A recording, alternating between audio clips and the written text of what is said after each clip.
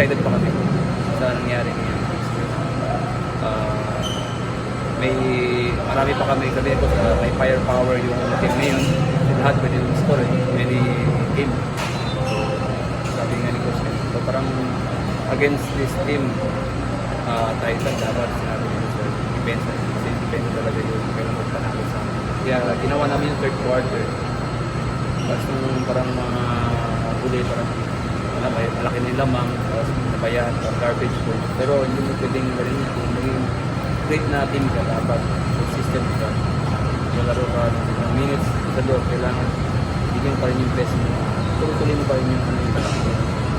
Kasi nga, against Meralco po, ang elite team, hindi mo pwedeng gawin yan. Any minute na paglalaro ka din sa loob, pag mangyaring gano'n, pagbabayaran mo yung pagkakamali ka. So, ngayon, side, hindi na malit yung Titan, pero is parang winnable para sa amin. So, kailangan namin whatever it takes. Nalaman naman kami. Yun lang. Makasabat ang assist score 119. Kaya sabi ko, all-star.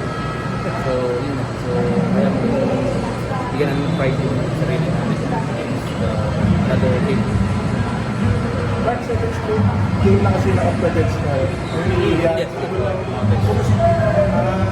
yun na ba yung role ninyo? Or kumusta naman, kapatabi ka naman sa role ninyo? Oo, kasi nga, maganda naman din ako ng first group lang eh. Why not? Kasi alam na namin sa mga ito na ito. Kung ano yung gusto ng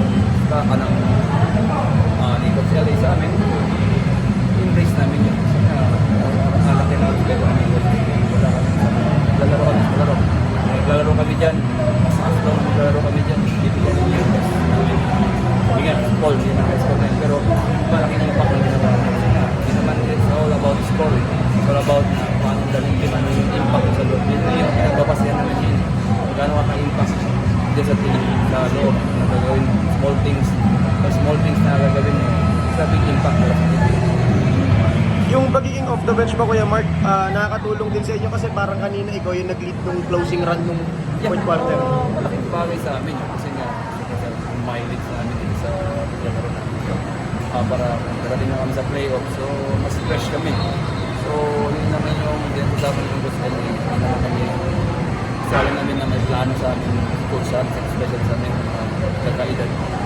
So yun, mas advantage sa amin. Kaya lang namin encourage yung first group na kaya may consistent set up sila lagi sa every game na bibigay nila. At maganda yung palabas ngayon para yung hindi kami ma-extend ng minutes na lalaro na. Kasi yun, parang balance. Especially sila Jerome, kailangan nila yun. Going to the playoffs, mayroong mga games na ganyan. So, mas kumpiyansa sila. Alam natin na pag ginamit mo isang player, lalabas yung laro. So, yun, yung mindset namin na binibigay. Especially kami mga veteran. Encourage namin yung mga bata ngayon. Hindi maglaro tayo ng maglaro as long na control yung laro. Kayo going to the playoff, kaya ka-approach ka din. Napag-usapan ko kayo yung coach LA na yun na bugyurutin ka na nalang off the bench para mag-reserve ka niya sa playoff. Oo, pinag-usapan na namin sa sinabi ni Coach LA. So, mas pabor sa amin kasi nga, playoff, every other day. Kaya nga, may game na naman Sunday. Kaya parang may game ngayon. So, mileage yun, parang pagod yun. So, at least ngayon, hindi ko makakapagay gano'ng book.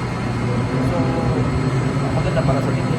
At kasi ngayon, parang balance minutes namin, balance scoring lahat. So, parang maganda yung pinakasya natin. So, excited kami lahat. Thanks, Kuya Mark.